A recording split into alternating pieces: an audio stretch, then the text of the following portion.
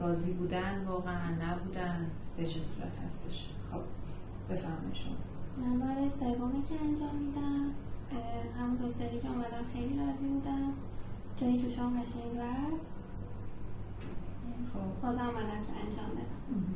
الان این جلسه میخوای نتیجه بهتری از کارت بگیری دیگه؟ من از 6 ماه پیش شروع کردم مزوی قبل رو و تقریبا الان میتونم بگم صاف شده و هیچ افتادگی نداره. خیلی راضی من هستم. دستم که اومدم تقریبا زخمم 3 یا 4 برابر این بود که با تزریق پروتئین که هم دکتر زحمت کشیدن خیلی پایین‌تر اومد و الان اومدم که کامل محو بشه، چون روی دستم هستم تو مریضی بایی تصویر، ولی الان هم تقریبا همسط با پیستان هست که گفتن این جلسه که انجام بشه دیگه تقریبا چیزی ازش نمیمونه با تزریق کورتون و میترونیدین.